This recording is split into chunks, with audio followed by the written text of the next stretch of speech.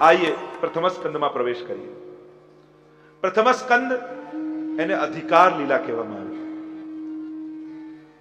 અધિકારી વક્તા અને શ્રોતાની ચર્ચા ભાગવતજીના પ્રથમ સ્કંદમાં છે. ગઈકાલે જ મેં વાત કરી હતી, કથા એ જ છે, પણ કયા અધિકારી વક્તાના મુખે શ્રવણ કરવામાં આવે એવું ફળ મળે. અને પ્રથમ સ્કંદમાં અધિકારની ચર્ચા છે. અધિકાર શબ્દ બે રીતે આપણે વાપરીએ. એક હકના રૂપમાં, આના ઉપર મારો અધિકાર છે, અને બીજું પાત્રતાના રૂપમાં, કદાચ આનો અધિકાર નહીં હોય, આ પાત્ર નહીં હોય. બે રીતે અધિકાર શબ્દ વાપરવામાં આવે. ભાગવતજીમાં પ્રથમ સ્કંદ એ પાત્રતાના રૂપમાં વાપરવામાં આવ્યું છે. First deserve then desire. આપણે કહીએ કે પહેલા યોગ્ય બનો, પછી અપેક્ષા રાખો. યોગ્યતાની વાત પ્રથમ સ્કંદમાં અધિકારની ચર્ચા. ગામમાં 20 ઇંચ વરસાદ પડ્યો હોય, પણ જે કોડિયું ધાબા અગાસી પર પડ્યું હોય તો કોડિયામાં કોડિયા જેટલું જ આવે. આ એનો અધિકાર કહેવાય. કથા તો થઈ રહી છે, જેવો તમારો અધિકાર, જેવા અધિકારથી શ્રવણ કરશો એવું કથા ફળ આપશે તમને. 19 અધ્યાયમાં પ્રથમ સ્કંદ છે. 1 થી 3 અધ્યાયમાં હિનાધિકાર, 4 થી 6 અધ્યાયમાં મધ્યમાધિકારીની ચર્ચા, અને 7 થી 19 અધ્યાયમાં ઉત્તમાધિકારીની ચર્ચા કરી છે. મહાપ્રભુજીએ ભાગવતજીના 7 પ્રકારે અર્થ કર્યા છે. શાસ્ત્રે, સ્કંદે, પ્રકરણે, અધ્યાય, વાક્ય, પદેક્ષરે એકાર્થ સપ્તધાજાનન અવિરોધેન મુચ્યતે. 7 પ્રકારે અર્થ મહાપ્રભુજી બતાવે ભાગવતજીના. શાસ્ત્રે, સ્કંદે, પ્રકરણે, અધ્યાય, વાક્ય, પદે અને અક્ષરે.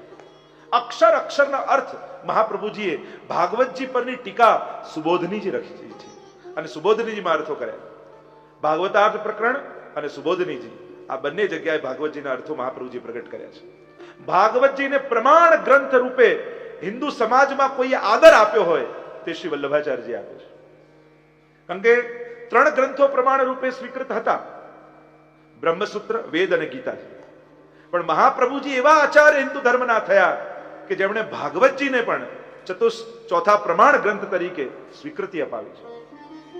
વેદાહ શ્રી કૃષ્ણ વાક્યાની વ્યાસ સૂત્રાણી ચૈવહી સમાધિ ભાષા વ્યાસસ્ય પ્રમાણમ તચ્ચતુષ્ટયમ. મહાપ્રભુજીએ પ્રમાણિત કરીને બતાવ્યું કે જે વાત વેદમાં છે એ જ બ્રહ્મસૂત્રમાં છે, એ જ ગીતાજીમાં છે, અને એનો જ વિસ્તાર શ્રીમદ ભાગવતજી છે. ચારેયને એક વાક્યતા કરીને બતાવી, અને ભાગવતજીને પણ પ્રમાણ ગ્રંથ રૂપે સમાજમાં આપ્યો. જો સંસ્કૃતમાં જે બધું લખાયું હોય એ બધું જ ઓથેન્ટિક નથી હોતું, એ બધું જ ધર્મ નથી હોતું, એ બધું જ પ્રમાણિત નથી હોતું. પ્રમાણ રૂપે કઈ વાતને સ્વીકૃતિ અપાય શાસ્ત્રોમાં અને આચાર્યોમાં એની ચર્ચા છે. અને મહાપ્રભુજીએ ભાગવતજીને પણ એક બહુ મોટું કાર્ય આ ભાગવતજીને પ્રમાણ ગ્રંથ રૂપે સ્વીકૃતિ અપાવવાનું શ્રી મહાપ્રભુજીએ કર્યું છે. आइए प्रवेश करते हैं प्रथम स्कंद में. प्रथम स्कंद में प्रथम श्लोक में मंगलाचरण કર્યું છે વ્યાસજી. આ એક શ્લોક એવો છે, અનેક અનેક ટીકાઓ આ શ્લોક ઉપર લખાઈ છે. ભાગવતજીનું બીજ આમાં છે. વેદનું બીજ ગાયત્રી છે, અને ભાગવતજી વેદ રૂપી કલ્પવૃક્ષમાં ઉગેલું ફળ છે. વૃક્ષનું જે બીજ હોય ને એ જ બીજ ફળમાં ઠળિયા રૂપે આવે. તો ભાગવતજીનું બીજ પણ ગાયત્રી છે. આ પ્રથમ શ્લોકને પૌરાણિક ગાયત્રી કહેવામાં આવે છે. એટલે કે ગાયત્રી મંત્રમાં જે વાત છે એ જ વાત ભાગવતજીના પ્રથમ સ્કંદના પ્રથમ શ્લોકમાં છે. કારણ કે ગાયત્રીની જે બીજ રૂપ છે ગાયત્રી મંત્ર, એનો જ વિસ્તાર આ ભાગવતજી છે. અમે પરમ સત્યનું ધ્યાન ધરીએ છીએ. બ્રહ્મ કોણ છે? જે પરમ સત્ય રૂપ છે. સત્યવ્રતમ સત્ય પરમ ત્રિસત્યમ સત્યસ્ય યોનિ નિહિતમ ચ સત્ય. ભગવાન જ્યારે દેવકીજીના ગર્ભમાં આવ્યા ત્યારે દેવતાઓએ સ્તુતિ કરી અને ભગવાનને સત્ય રૂપ કહ્યા છે, કૃષ્ણને સત્ય રૂપ કહ્યા છે. જેનું ધ્યાન ધર્યો ને મન એવું થવા લાગે. એટલે બહુ મહત્વનું છે કે તમારા મનમાં ચિંતન શેનું ચાલે છે, આખો દિવસ તમારા મનમાં વિચાર શું આવે છે. અને એમ કહેવાય કે રાતના સૂતી વખતે આંખો બંધ થતી હોય ને એ ઘડીએ જે મનમાં વિચાર આવતા હોય એ વસ્તુની પ્રધાનતા તમારા જીવનમાં તમે સ્વીકારેલી છે. બહુ મહત્વનું છે. જો એક ખોટું ચિંતન, ભગવદ્ ગીતામાં તો આખો ચાર્ટ આપ્યો, ધ્યાયતો વિષયાન પુંસ સંગસ્તેષુ ઉપજાયતે સંગા સંજાયતે કામઃ કામાત ક્રોધો વિજાયતે ક્રોધાત ભવતિ सम्मोह सम्मोहात् સ્મૃતિ વિભ્રમઃ સ્મૃતિ ભ્રંશાદ બુદ્ધિનાશો બુદ્ધિનાશાત પ્રણશ્યતિ. એક વિષયનું ચિંતન માણસને પતન સુધી લઈ જાય છે. અને એટલે તમારું મન શેનું ધ્યાન ધરે છે? એમ કહેવાય, શાસ્ત્રોએ કહ્યું કે આટલી વસ્તુ માણસનું ઘડતર કરતું હોય છે. તમે આજે જેવા છો એવા કેમ છો, એની પાછળ આટલા કારણો શાસ્ત્રોએ આપ્યા છે. જન્મ, કર્મ છે, સંસ્કાર, જલ, અનેક અનેક વસ્તુ કારણ આપ્યા છે. હમણાં એની ચર્ચા નથી કરતો, સમય અભાવ છે. આ પ્રથમ શ્લોક પૌરાણિક ગાયત્રી છે. જન્માદ્યસ્ય તોન્વયાદિતરતઃ. જેમ ગાયત્રી મંત્રમાં તમે બોલો છો, તત્ સવિતુઃ વરેણ્યમ ભર્ગો દેવસ્ય ધીમહિ ધિયો યો ન પ્રચોદયાત. એમાં સવિતુ શબ્દ આવે, અને સવિતા શબ્દ આવવાથી લોકોએ દેવીની ભાવના કરી. મહાપ્રભુજી તો કહે છે આ તો પરબ્રહ્મનો મંત્ર છે. સવિતા કોણ છે? સુતે પ્રસૂતેતિ સવિતા, જેનાથી જન્મ આદિ થાય છે. તો આ મંત્ર આ શ્લોકમાં કહ્યું જન્માદ્યસ્યતઃ, જન્મ આદિ જેનાથી. કોણ છે આ? કે બ્રહ્મ. બ્રહ્મથી આ બધું પ્રગટ થાય છે. વેદાંતની જો થોડીક ચર્ચા કરું તો વેદાંતમાં કહેવામાં આવે કે ભગવાને આ જગત શેનામાંથી બનાવ્યું? જેમ માટીમાંથી ઘડો બને તો માટી ઘડાનું ઉપાદાન કારણ કહેવાય. આ વેદાંતનો શબ્દ છે. અને કોણે બનાવ્યો ઘડો? તો કે કુંભાર. તો કુંભાર નિમિત્ત કારણ કહેવાય. તો કહ્યું કે આ સમગ્ર બ્રહ્માંડ શેમાંથી બન્યું અને કોણે બનાવ્યું? તો કહ્યું આત્મકૃતેત પરિણામાત. વેદ કહેતા હૈ ભગવાને પોતાનામાંથી પ્રગટ કર્યું છે. અને બ્રહ્મસૂત્ર છે કાર્ય કારણ અભેદા. જેમ બે માન્યતા આપણે માયાવાદમાં એમ કહ્યું કે બ્રહ્મ સત્ય જગત મિથ્યા, અને મહાપ્રભુજી એમ કહે છે શુદ્ધાદ્વૈત બ્રહ્મવાદમાં મત સમજાવતા કે બ્રહ્મસૂત્ર એવું છે કાર્ય કારણ અભેદાત, કે કાર્ય જગત છે, કારણ બ્રહ્મ છે, અને બ્રહ્મ જો સત્ય હોય તો સત્યમાંથી અસત્ય કેમ પેદા થઈ શકે? મહાપ્રભુજી જગત અને સંસારને જુદા કરીને માને છે. મહાપ્રભુજી એમ કહે કે જગત જે બ્રહ્મમાંથી પ્રગટ થયું છે એ સત્ય છે, પણ સંસાર જે અહમતા મમતા રૂપે માણસે પ્રગટ કર્યું છે, મનુષ્ય પ્રગટ કર્યું, એ મિથ્યા છે.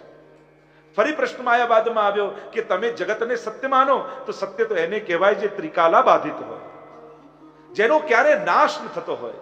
તો જગત તો પહેલા નહોતું, આજે છે અને કાલે નહીં રહે. પ્રલય થયા પછી તમે જગતને સત્ય કેમ માનો?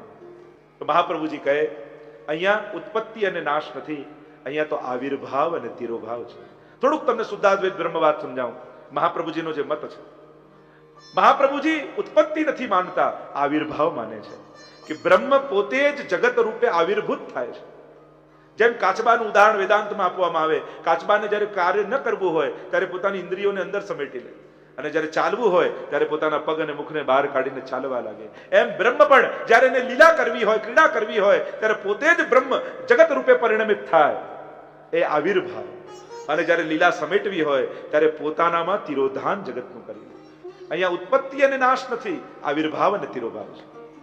રૂપ નામ વિભેદેન જગત ક્રીડતિ યોયતઃ. રૂપ નામના ભેદથી બ્રહ્મ જ ક્રીડા કરી રહ્યું છે. જેમ સોનાની વીટી જૂની થઈ ગઈ, તમને એમ થાય કે લાવ સોનીને આપીને પાછું સોનું લઈ આવો, એટલે તમે એને કહો લો વીટી લો ને સોનું આપો. હવે વીટી પણ સોનું છે, પણ આકાર વીટીનો છે એટલે તમે વીટી તરીકે ઓળખો છો. સોનું લીધું, બીજા સોનીને ત્યાં ગયા ને કે આના કાનના કુંડળ બનાવ્યા, અને કહો સોનું લો કુંડળ આપો. તો કુંડળ એ સોનું છે, પણ એ કુંડળનો આકાર થાય એટલે આપણે એને સોનું ભૂલી જઈએ અને કુંડળ તરીકે ઓળખીએ. રૂપ નામના ભેદથી આમ સમગ્ર જગતમાં ભગવાન જ ક્રીડા કરી રહ્યા છે. સર્વ ખલુ ઇદમ બ્રહ્મ, અખિલ બ્રહ્માંડમાં એક તું શ્રી હરિ. આ કોણે આખો વ્યાપ કર્યો છે? એક તાકણીને માની આપણે એમ નથી માની શકતા કે એમને બની ગઈ. તો આનું સર્જનહાર કોણ? કોણ આ ચલાવી રહ્યું છે? વિજ્ઞાન એમ કહે કે બળ હોય તો ગતિ થાય, તો કયું બળ છે જે આ બધી ગતિ કરાવી રહ્યું છે? આટલા આટલા ગ્રહ નક્ષત્રો કોણ ગોઠવીને ચલાવી રહ્યું છે? કોણ આટલા લોકોને જીવાડે? કોણ બધાનું પાલન કરે? વિચાર તો કરો, ક્ષણવાર માટે વિચારો કે આ કોણ કરી રહ્યું છે? આ બળને કોઈ ચલાવનારું છે, અને એ તત્વ છે ઈશ્વર. એ જ બ્રહ્મ પોતાના બ્રહ્મત્વનો આનંદ લેવા માટે રૂપ નામના ભેદથી અનેક પ્રકારે પ્રગટ થયો છે. એ જ પણ આપણને આકારને જોઈએ છે, નામને જોઈએ. દરેકનામાં તત્વ રૂપે બિરાજે છે. જ્યારે કોઈ નહોતું ત્યારે એ હતો, જ્યારે બધું જ છે તો એ જ છે, અને જ્યારે કઈ નહીં રહે ત્યારે એ જ રહેશે. કણ કણમાં એ બિરાજમાન છે, એ જ કરાવનારો છે. પણ કરાવનારો, તમે પ્રશ્ન કરો બધું એ જ કરાવે, તમે પાપ કરીએ તો એ નથી કરાવતો. કરાવે એનો અર્થ કારમાં એન્જિનની જેમ છે, સ્ટેરિંગ તો આપણા જ હાથમાં આપે છે. એન્જિનને કારણે કાર ચાલે છે, પણ સ્ટેરિંગ તો આપણા હાથમાં છે કે કારને ક્યાં લઈ. જોવાની શક્તિ એ આપે છે, પણ આ જોવું ને આ ન જોવું એ આપણું કર્મ. સાંભળવાની શક્તિ એ છે, પણ આ સાંભળવું ને આ ન સાંભળવું એ આપણું કર્મ. ચાલવાની શક્તિ એ છે, પણ અહીંયા જવું ને અહીંયા ન જવું એ આપણું કર્મ. એક ચોર હતો ને, ચોરી કરવા ગયો ને એના હાથથી ખૂન થઈ ગયું. હવે ખૂન થઈ ગયું ને કોર્ટમાં ઉભો કરવામાં આવ્યો, અને એને ખબર પડી કે આ જજ ગીતાજીના બહુ અભ્યાસુ છે, એટલે એને યુક્તિ કરીને જજ આગળ કહેવા લાગ્યો કે હું તો માનું છું કે બધું ભગવાન કરાવે છે, ખૂન મેં નથી કર્યું, ભગવાને કરાવ્યું છે. જજ પણ હોશિયાર હતો, એને પણ કહ્યું હું પણ એમ માનું છું કે બધું ભગવાન કરાવે છે, ફાંસીની સજા હું નથી આપતો, ભગવાન અપાવી રહ્યા છે. જો બધું એ જ કરાવે તો એ કરાવનારો એ જ છે. એક ગુરુ હતા અને શિષ્ય એમની પાસે આવ્યો કહેવા લાગ્યા મને કોઈ ઉપદેશ આપો. અને ગુરુએ ઉપદેશ આપ્યો કે બધામાં ભગવાન છે, દરેકમાં તારે ભગવાન જોવા. અને એની તો વાત ગળે ઉતરી ગઈ. ગુરુએ ઉપદેશ આપ્યો કે બધામાં ભગવાન છે. આશ્રમની બહાર નીકળ્યો એટલામાં એક ગાંડો હાથી સામેથી આવતો અને એને ગુરુની વાત યાદ આવી. ગુરુએ કહ્યું છે બધામાં ભગવાન, મારામાં ભગવાન, પેલા હાથીમાં ભગવાન. આજે ભગવાનથી ભગવાનનો મેળાપ થઈ જવા. ઉપર બેસેલો મહાવત એમ કે ખસી જા તને મારી નાખશે. ના, મારે તો ગુરુએ કહ્યું છે બધામાં ભગવાન, તો હાથીમાં ભગવાન ને મારામાં ભગવાન. જ્યાં નજીક ગયો ને એક થપાટ મારી સીધો હોસ્પિટલના ખાટલામાં. અને લાલ પીળો થાય કે આ ખોટા ખોટા ઉપદેશો આપીને મરાવી નાખશે કોઈને, ઠીક થવા દો પછી જોઉં છું. એમ થોડો ઠીક થયો એટલે ગયો આશ્રમમાં. ગુરુને કહેવા લાગ્યો કેવા કેવા ખોટા ઉપદેશો આપો છો. કે થયું શું? આપે કહ્યું કે બધામાં ભગવાન છે, અને હું આશ્રમની બહાર નીકળ્યો ને સામે ગાંડો હાથી આવતો. મહાવત તો મને બહુ કહેતો હતો ખસી જા ખસી જા ખસી જા. મેં એની વાત ન માની, તમારી વાત યાદ રાખી બધામાં ભગવાન છે, અને હું જ્યાં નજીક ગયો મારી આ દશા કરી. ગુરુએ કહ્યું કે મેં તને કહ્યું હતું બધામાં ભગવાન છે, એમ જો તે હાથીમાં ભગવાન જોયો પણ મહાવતમાં ભગવાન ન જોયો કે જે કહેતો હતો ખસી જા ખસી જા ખસી જા. એ પણ ભગવાન છે, એણે તને સલાહ આપી, એમાં તને ભગવાન ન દેખાય. એમ બધામાં ભગવાન ખરા, પણ સિંહના પાંજરામાં કૂદીએ તો એ મારી નાખે એ બુદ્ધિ પણ ભગવાને જ આપી છે. બધામાં ભગવાન છે, પણ ભગવાન એન્જિનની જેમ છે, તેજ રૂપે છે, એ જ ચલાવી રહ્યા છે. આપણને લાગે હું જોઉં છું, જોવાની શક્તિ તો એની છે. તમને કોઈ અડધો કલાક આ વસ્તુને જુઓ તમે થાકી જાઓ, પણ જન્મ્યા ત્યારથી બધું જોઈ રહ્યા છો, થાક લાગે છે. અરે તમે શ્વાસો લો છો, એમ કોઈ 20 પ્રાણાયામ કરો તો થાકી જાઓ. જન્મ્યા ત્યારથી શ્વાસો લો છો, થાક લાગે? એમ થયું કે કાયમ લઈ લાવો ને અડધો કલાક આરામ કરી લો, કાયમનો આરામ થઈ જાય ને. તો આ તો ચલાવનારો પરમાત્મા છે, કરાવનારો એ છે, પણ સંકલ્પ જ્યાં તમારો આવે ત્યાં તમારું કર્મ બને છે. જન્માદ્યસ્ય તોન્વયાદિતરતશ્ચાર્થે સ્વવિજ્ઞ સ્વરાટ તેને બ્રહ્મ હૃદય આદિ કવયે મુહ્યંતિ યત્સૂરય તેજો વારી મૃદામ યથા વિનિમયો. જેમ પ્રકાશ પડે અને આપણે રસ્તામાં જતા હોય તો દૂરથી પાણી દેખાય ને, મૃગજળ દેખાય, નજીક જાઓ તો કઈ ન હોય. આ જ માયા છે, જે નથી એને દેખાડે અને જે છે ને છુપાવે એ જ માયા. સંસારમાં દેખાતી વસ્તુ, જેમ અરીસામાં દેખાતી કોઈ વસ્તુ હોય ને, એ વસ્તુ જોઈતી હોય, જેમ પાછળની વસ્તુ અરીસામાં દેખાય સામે. હવે વસ્તુ જોઈતી હોય તો અરીસાની તરફ જાઓ તો ન મળે, અરીસાથી દૂર જાઓ તો મળે. એમાં સંસારમાં દેખાતી વસ્તુ છે ને એ ભગવાનનું પ્રતિબિંબ છે, આનંદ. જયારે એની તરફ જઈએ નથી મળતું, એનાથી દૂર જઈએ તો મળે છે. આ જ માયા છે. સત્યમ પરમ ધીમહી એમ કહ્યું, પરમ સત્યનું અમે ધ્યાન કરીએ છીએ. ભાગવતજીમાં બધું પરમ છે, ધર્મ પણ પરમ, સત્ય પણ પરમ. બીજા શ્લોકમાં ધર્મ પ્રવચિત કહેતવો અત્ર પરમો કહ્યું. ભાગવતજીમાં કપટ રહિત ધર્મનું વર્ણન છે. અને ભક્તિનું કપટ શું છે, કાપટ્ય શું છે? ભગવાન પાસે લૌકિક માંગવાની ઈચ્છા, ભગવાન ન માંગતા ભગવાનથી માંગવાની ઈચ્છા, એ કાપટ્ય છે. અને ભાગવતજીમાં કપટ રહિત ધર્મનું વર્ણન છે. અહીંયા કેવલ ને કેવલ ભગવત પ્રાપ્તિની ઈચ્છા છે, એની પ્રસન્નતાની ઈચ્છા છે. ભગવાનથી માંગવાની ઈચ્છા નહીં, ભગવાનને માંગવાની ઈચ્છા થાય ને ત્યારે માનજો કે હવે ભક્તિના માર્ગમાં હું આગળ વધી રહ્યો છું. આપણે જ્યારે જ્યારે ઠાકોરજી પાસે જઈએ ત્યારે બે જ વસ્તુ સાથે લઈને જઈએ. મનમાં કાં કમ્પ્લેન હોય, કાં ડિમાન્ડ હોય. બે જ વસ્તુ હોય ને, કાં કમ્પ્લેન હોય કે આ ખોટું કર્યું, આ ખોટું કર્યું, આ ખોટું કર્યું, કાં ડિમાન્ડ હોય આ જોઈએ, આ જોઈએ, આ જોઈએ. ઘણા તો સીડી ચડે ને મંદિરની અને પ્રભુ સમજી જાય હમણાં કંઈક માંગશે. પ્રભુ સમજી જાય કે કંઈક માંગવા. હવે તમે વિચાર કરો, કોઈ કન્યા કોઈ પ્રિય તમને પ્રેમ કરતી હોય અને પ્રિય તમને એમ થાય કે હવે આને લગ્નનું પ્રપોઝ કરું અને આજે એના મનની વાત જાણું અને જ્યાં આવી અને પૂછે કે તું મને કેમ પ્રેમ કરે છે, ત્યારે એ કન્યા કે તારી પાસે પૈસા બહુ છે ને એટલા માટે તને પ્રેમ કરું છું. ત્યારે એને કેવું લાગે? એમ રોજ મંદિરે જતો હોય અને ઠાકોરજી વિચાર કરે આ મને કેટલો પ્રેમ કરે છે, આજે આનો સ્વીકાર કરી લો. અને જ્યાં જીવ આવે અને ઠાકોરજી પૂછે તું કેમ મંદિરે આવે, ત્યારે એમ કે મારા દીકરાના લગ્ન નથી થતા ને એટલા માટે, મારો ધંધો નથી ચાલતો ને એટલા માટે. ભગવાનને માંગવાની ઈચ્છા થાય અને જેને ભગવાન જેનું બધું જ છે એ તમારું થઈ જાય તો પછી મેળવવાની ઈચ્છા બાકી શું? એકવાર એક રાજા એક ગામમાં ઢંઢેરો પીટાવે, બધી વસ્તુઓ લાવીને ગોઠવી દીધી, સારામાં સારી વસ્તુઓ, એસી, ફ્રીજ, ટીવી, ધન બધું ગોઠવ્યું અને બધી પ્રજાને ઊભી રાખીને કહ્યું કે અહીંયા તું શંખ વગાડું અને જે દોડતો પહેલી જે વસ્તુને અડે એ વસ્તુ એની. અને બધા બધી વસ્તુ ગોજવા લાગ્યા, મનોમન સંકલ્પ કરવા લાગ્યા, પેલો કે હું ફ્રીજ લઈશ, પેલો કે હું એસી લઈશ, પેલો કે હું ટીવી લઈશ. અને બધાએ નક્કી કરી રાખ્યું હતું. અને એક દૂર કન્યા ઊભી હતી અને વિચાર કરે કે આ બધું તો રાજાનું છે. અને રાજાએ કહ્યું કે જે પહેલો જે વસ્તુને અડે એનું, તો હું દોડતી દોડતી રાજાને અડી જાઉં, જેનું બધું જ છે એ જ મારો થઈ જાય તો આ બધું મારું થઈ જશે.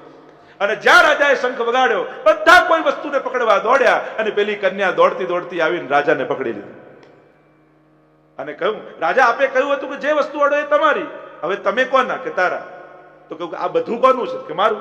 તો કે હવે તમે મારા થયા તો આ બધું કોનું થયું? તો કે તારું. તો કે બધા જે છે બધું વસ્તુ મૂકી દો, કે હવે બધું આનું થઈ ગયું.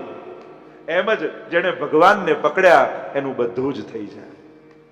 પ્રભુને પામવાની ઈચ્છા અને ભક્તિનો સાચો ટેસ્ટ લેવો હોય ને તો નિષ્કામ થઈએ તો જ આવે. પ્રેમ કરવો હોય તો પ્રેમમાં શરત ન હોય, કારણ ન હોય. જ્યારે એને પ્રેમ કરવા ઈચ્છો છો તો અયાચક બની જાઓ, નિષ્કામ બની જાઓ. ભગવાન પૂછે શા માટે આવ્યો? આપણી પાસે એક જ જવાબ હોવો જોઈએ, તને પ્રેમ કરું છું અને તને જોયા વગર રહેવાતું નથી એટલા માટે આવું છું. વિચાર કરો, ઠાકોરજી આગળ તમે ઉભા હો જ્યારે પણ, ત્યારે તમારા મનમાં શું ફિલિંગ આવે? આમ પ્રભુને જોઈને તમારી અંદર શું ભાવ આવે? ક્યારે વિચાર કર્યો છે? એક પ્રેમી તરીકે સામે ક્યારે ગયા છે? એક ભક્ત બનીને ક્યારે ભગવાન આગળ ઉભા છે? જો ભગવાન તો રાજાના રાજા છે અને રાજાના મહેલમાં પ્રવેશ જોઈતો હોય ને તો કોઈ ભિખારીને પ્રવેશ ન મળે, પણ રાજા બનીને જાઓ તો તમારા માટે દરવાજા ખુલી જાય. એમ જ પ્રભુને મળવા જ્યારે પણ જાઓ ત્યારે રાજા બનીને જજો, ભિખારી બનીને ન જતા. પ્રભુ કૃપા કરવા ઈચ્છતા હોય જ્યારે, આ તો કેમ કોઈ ભિખારી પર રાજા પ્રસન્ન થઈ ગયો ને કહું માંગ, તો લોકો મને ભીખ માંગવાનો સોનાનો કટોરો આપો. પરિસ્થિતિ બદલાય પણ ઘણાની વૃત્તિઓ નથી બદલાતી. બધું મળી જાય છતાંય માંગવાની આદત નથી જતી માણસને. અને જ્યાં સુધી માંગવાની આદત નહીં જાય ત્યાં સુધી પામવાની વૃત્તિ નહીં આવે.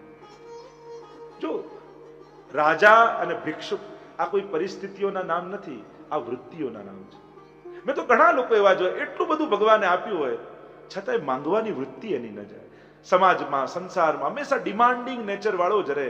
સમજી લેવું આ ભલે પરિસ્થિતિ રાજાની આને મળી છે, મનથી તો ભિખારી જ છે. અને ઘણા વિપરીત પરિસ્થિતિ હોય, બહુ ગરીબ સાધારણ પરિસ્થિતિ હોય, છતાંય આપવા માટે સદાય તૈયાર રહેતા હોય. કંઈ પણ તૈયાર હોય કે ના મારી પાસે છે, હું આવી જઈશ, હું આપી દઈશ, ત્યારે લાગે કે આ રાજા છે. પરિસ્થિતિ ભલે આની ખરાબ છે પણ મનથી આ રાજા છે. તો ઘણીવાર પરિસ્થિતિઓના નામ નથી, આ વૃત્તિઓના નામ છે. વિચાર કરજો, તમારી મનમાં ઝાંખજો કે તમે રાજા બનીને જીવો છો કે ભિક્ષુક બનીને જીવો છો. જેને વધારે મેળવવાની ઈચ્છા હોય એ ભિખારી, અને જેને મેળવવાની ઈચ્છા પૂરી થઈ ગઈ હોય અને વાંટવાની ઈચ્છા જાગે એ રાજા. હવે વિચાર કરો, તમે રાજા બનીને જીવો છો કે ભિક્ષુક બનીને જીવો છો? પરિસ્થિતિનું કોઈ કારણ નથી, તમારી મનની વૃત્તિ કેવી છે. ઘણાને ભગવાને સારી પરિસ્થિતિઓ આપી હોય છે પણ એ રાજા નથી બની શકતા. જ્યારે પણ મંદિરમાં જાઓ ત્યારે ભગવાનને તમે મળવા જાઓ છો, મેળવવા જાઓ છો કે પામવા જાઓ છો? જોવા જાઓ છો, મળવા જાઓ છો કે મેળવવા જાઓ છો? મોટા ભાગે તો આપણે જોઈને જ આવી દઈએ છીએ અને જુએ છે કે લોકો દોડતા દોડતા મંદિરે જાય ને પછી ઠાકોરજી આગળ આંખ બંધ કરી રાખે, વળે પછી જ ખોલે કેવા દર્શન કરવા ગયા હતા. અરે કર્યા ક્યાં તે? દર્શન કરવા જાઓ ત્યારે તો એક પલક પણ બંધ થાય ને. તમારે ગોપીજન તો ગોપી गीत में कहते हैं, गोपियां कहती हैं प्रभु सायंकाल गायों को चराते हुए आप जब गोकुल की ओर पधारते हो, वेणु को अपने अधरों पर पधराकर वेणुनाद करते हुए, केश बिखरे हुए हो, गोरख से मंडित आपका श्रीअंग हुआ हो और जब गायों को चराते चराते गोकुल पधारते हो, तब ऐसे स्वरूप के जब हम दर्शन करती हैं और दर्शन करते समय हमारी पलकें बंद होती हैं, ત્યારે આ પાપણ બંધ થાય એટલો સમય પણ અમને યુગ જેવો લાગે છે. ત્રુટિર યુગાયતે ત્વામ પશ્યતામ, એટલો સમય પણ અમને એવું વિરહ થઈ જાય જેણે યુગ વીતી ગયો હોય એવો તાપ થાય. તો જ્યારે પણ દર્શન કરવા જાવ ને ત્યારે આંખો બંધ કરીને નહીં કરવાની, એનું પાન કરવાનું, એના સ્વરૂપને આંખોથી હૃદયમાં ઉતારવાનું, નખશિખ દર્શન કરવાનું. કેવા શ્રૃંગાર ધર્યા છે, કેવા વસ્ત્ર ધર્યા છે, કેવું મુખારવિંદ લાગે છે, કેવા નેત્રો છે, કેવું વિશાળ વક્ષસ્થળ છે, કેવા ચરણારવિંદ છે. પ્રભુના શ્રીઅંગના દર્શન કરવાના. અને આ દર્શન કર્યા બાદ પછી જ્યારે આંખો બંધ કરી અને સ્વરૂપને હૃદયમાં ઉતારી લેવું, અને પછી જ્યારે ઘરે જઈ સુધી કરો, પ્રભુનું સ્મરણ કરો, અને ત્યારે આંખો બંધ કરો એટલે જ્યારે નેત્રોથી હૃદયમાં ઉતાર્યા છે ને પ્રભુને, એ સ્વરૂપનું સ્મરણ કરવાનું. અને એટલે દર્શન કરતા હોય ત્યારે આંખો બંધ નહીં કરવાની, ત્યારે તો પ્રભુના રોમ રોમના એક એક અંગને નેત્રોથી હૃદયમાં ઉતારવા. તો મળવા જાવ છો ભગવાનને, મેળવવા જાવ છો કે જોવા જાવ છો? ઘણા લોકો તો દર્શન આપવા જતા હોય ભગવાન, મહિને એક વાર દેખાય, અને દેખાય એમાં તો એટલું બધું માંગી લે કે ભગવાનને થાય કે આ મહિને આવે એમાં જ સારું છે. નિષ્કામ ભક્તિ ધર્મ પ્રૌજિત કહે તવત્ર પરમો, કપટ રહિત ધર્મનું વર્ણન છે. અને ત્રીજા શ્લોકમાં ભાગવતજીનું સ્વરૂપ બતાવ્યું. નિગમ કલ્પતરોર ગલિતમ ફલમ શુકમુખાદ અમૃત દ્રવ સંયુતમ પીબત ભાગવતમ રસમાલયમ મુહુરહો રસિકા ભુવિ ભાવુકા. નિગમ એટલે વેદ, વેદ રૂપી કલ્પ વૃક્ષ ઉપર લાગેલું ભાગવતજી રૂપી ગલિત ફળ છે. અને મહાપ્રભુજી તો સુભદ્રીમાં કહે છે વૈકુંઠમાં આવું વૃક્ષ છે, કારણ કે ભાગવતજી ફલાત્મક છે અને એમાં રૂપકની જરૂર નથી. આવું વૃક્ષ વૈકુંઠમાં બિરાજે છે. ગલિત ફળ ભાગવતજીને કહ્યું સૌથી મીઠું ફળ છે. જો તોડેલું ફળ હોય, તૂટેલું ફળ હોય, પાકેલું ફળ હોય અને ગલિત ફળ હોય. વેદનો કર્મકાંડ એ તોડેલું ફળ છે, જ્ઞાનકાંડ એ તૂટેલું ફળ છે, પણ ભાગવતજી તો ગલિત રસરૂપ ફળ છે. આમાં નથી છાલ કે નથી ઠળિયો, આ તો રસરૂપ છે. અને એટલે જ કહું પીબત, આને પીઓ. આજ્ઞાર્થ છે અને પીઓ. ભાગવતમ રસમાલયમ, આ તો રસથી છલકતું ફળ અને મીઠું છે. એનું પ્રમાણ શું? શુકમુખાદ, જેમ વૃક્ષ ઉપર સૌથી મીઠું ફળ કયું? જેના ઉપર પોપટે ચાંચ મારી હોય, શુકે ચાંચ મારી હોય, સૌથી મીઠું ફળ.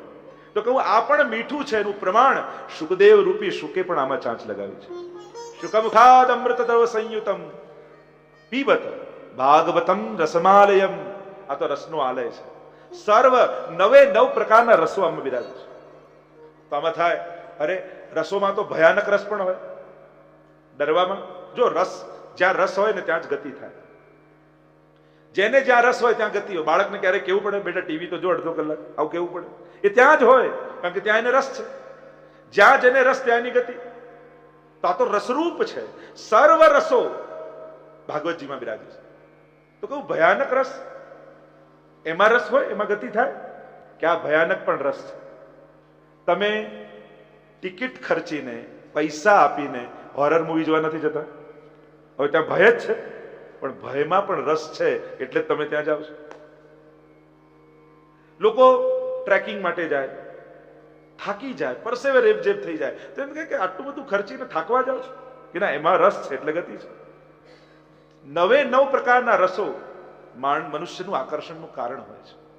અને આ કારણથી જ્યાં રસ છે ત્યાં ગતિ હોય, ત્યાં ભાર. જો જ્યાં ભાવ હોય ને ત્યાં ભાર ન હોય.